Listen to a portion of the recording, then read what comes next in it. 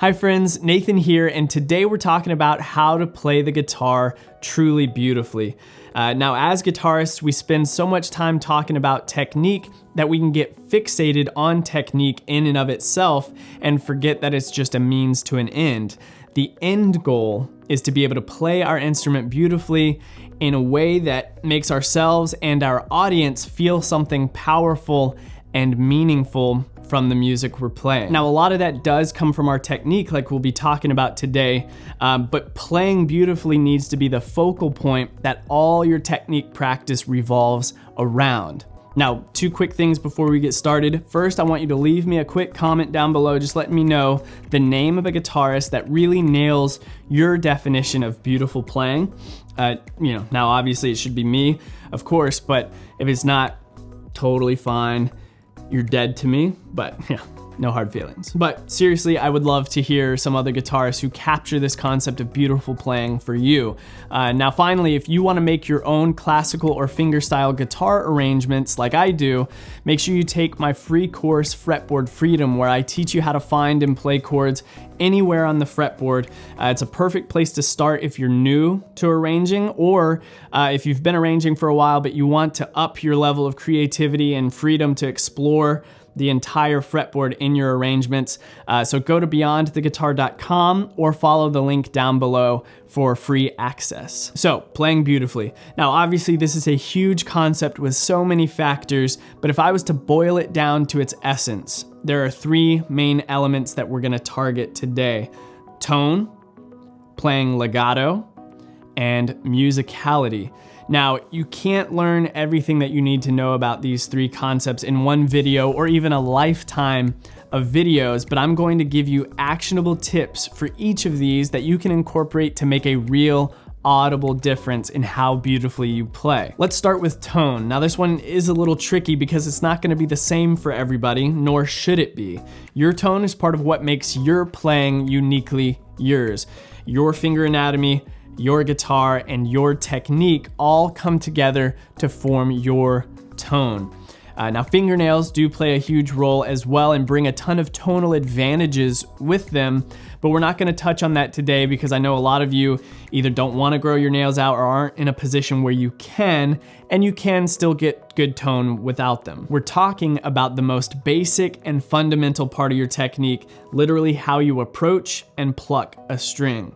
How you pluck a string dictates how that string will vibrate, which then determines the tonal quality of the sound that it produces, because the direction of a string's vibration impacts how much the soundboard will vibrate. The more the soundboard vibrates, the louder and fuller the tone it produces. So to make the soundboard vibrate more, you want the string to vibrate in the same direction, up and down, or in other words, in and out, toward and away from the guitar. Again, this all comes down fundamentally to how you approach and pluck the string. Most people instinctively approach the string from the side or from below the string, and their finger motion all comes from this middle joint. So plucking the string this way causes the string to vibrate more from side to side rather than up and down, and produces this nasty,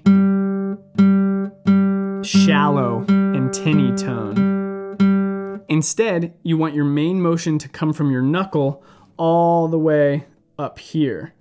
You're going to approach the string from above, pushing the string in toward the body slightly before following through and releasing the string to vibrate freely.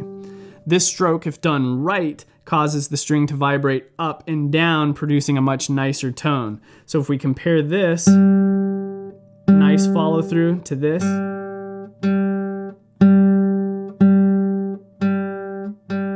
huge difference. So again, you're watching for two main things here to make sure you're doing it right. One, where is your main source of finger motion coming from?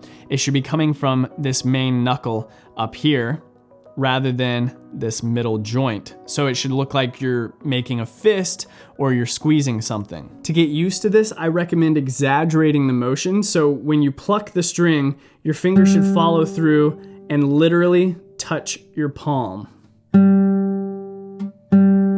Of course, once you get used to the motion, you can make it smaller and stop following through all the way to the palm, but this just helps reinforce the motion in the beginning. If you find that doing this causes you to accidentally hit other strings as you're following through, just pull your hand position forward a bit, causing your fingers to curve back toward the string rather than reaching out toward it. So this ensures that the point of the follow through where your finger would normally hit another string is now on an upward curve, so it'll miss that unwanted string. The second thing you're watching for is making sure that you're literally pushing that string in toward the guitar before releasing it. Again, I like to exaggerate here at first, push the string down and follow through to the palm. You can't really see this with the naked eye, but watch how my camera captures the visual difference between good and bad tone based on how the string vibrates. When I push the string in toward the guitar and follow through to produce a nice warm tone, you can see a clear, strong upward and downward vibration. Now, if I pluck from the underside of the string, following through only with my middle joint, producing this nasty thin tone, you see a much more shallow vibration because the string is mostly vibrating from side to side. Bad tone, good tone. Analyze your personal approach to plucking a string and see if this is something that you might need to retrain. If it is totally worth the effort because this makes such a massive difference in your tone. So just spend a little bit of time every day taking some simple melodies or scales or even just open strings and focus entirely on your right hand approach to the string and your follow through. Let's move on to playing legato. Now, legato is the unsung hero of playing beautifully. Most people can tell something's not quite right if it isn't there, but they often can't explain what it really is. Legato translates literally to tied together, indicating that notes are to be played smoothly and connected. That is, the player makes a transition from note to note with no intervening silence. Now, of course, there is a time and a place for short, disconnected, punchy notes, but unless the music indicates a rest or a staccato note, we should default to legato. Hearing no dead air between notes makes a huge difference in how flowing and cohesive your playing sounds.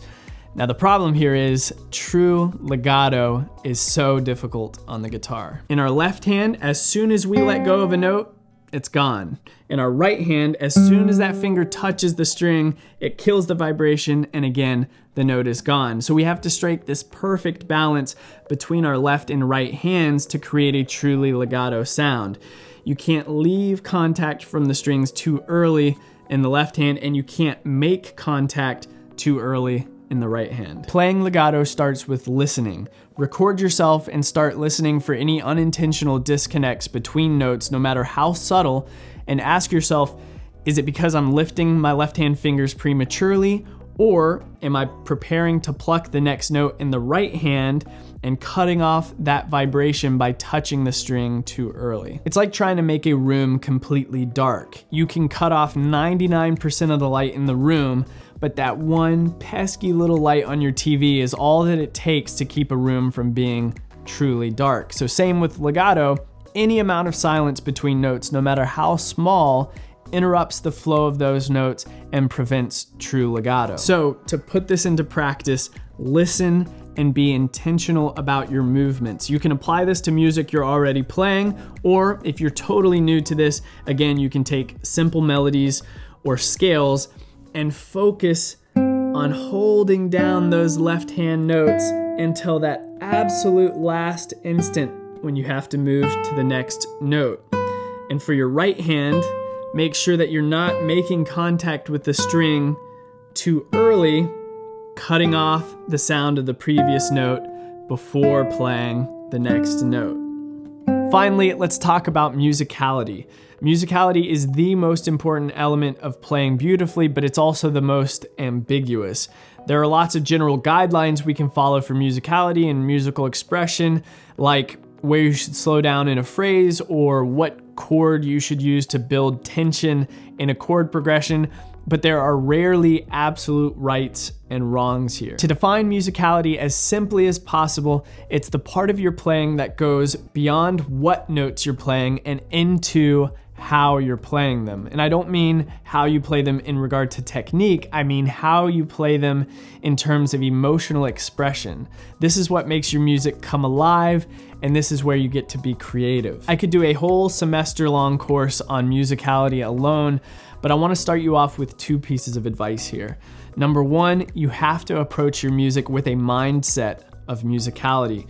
We spend so much time trying to play the right notes and trying to make sure that we play them perfectly that we often fail to take our music up to that next level where it becomes something more than just notes. So like I said before, once you get a piece worked up to the point that you can play it fairly well, start thinking beyond what notes you're playing, but how you play them. Do you add a little extra vibrato and hang on to that one heartbreaking melody note a little longer?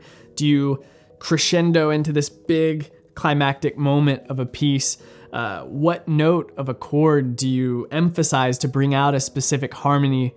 Start looking at your music through a completely different lens. My second piece of advice here is to listen to as much music as you can, again, from a mindset of musicality. So listen to other guitarists, for example, and pay attention to their phrasing and their dynamics and how their rhythm ebbs and flows. So much of the mainstream music we hear on a regular basis doesn't train our ear to listen for this stuff because stylistically it's pretty even across the board in terms of rhythm and dynamics, which are the main components of musicality. While pursuing my undergraduate degree in classical guitar performance, some of my classmates would ask me about my musicality. They would say that they had to approach a lot of their musical decisions intellectually, while it seemed like I just kind of felt it. And that was true. I always felt like that was one of my strengths. Being expressive with the guitar just kind of came naturally to me once I developed the technique to support it.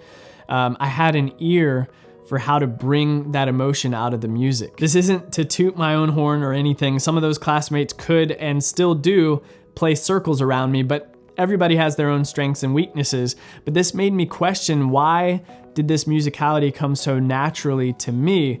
And the only answer that I could come up with was that growing up, my dad always had music playing around the house that was very expressive, meaning it had dynamic range and it wasn't stuck to a click track. So orchestral music, classical and jazz, piano, or solo guitar. I think hearing all that music over time, it just subconsciously sunk in and trained me to think musically. So that's my recommendation to you.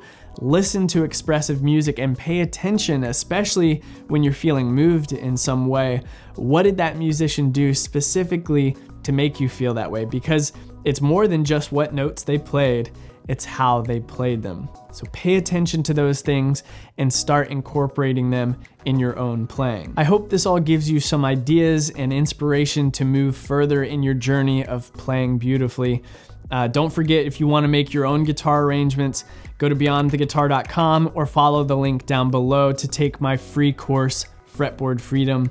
But thank you so much for watching the video. If you enjoyed it, hit the like button to let me know and to help more people see it. Make sure you're subscribed with the notification bell on so you never miss future videos. And as always, much love, and I'll see you in the next one.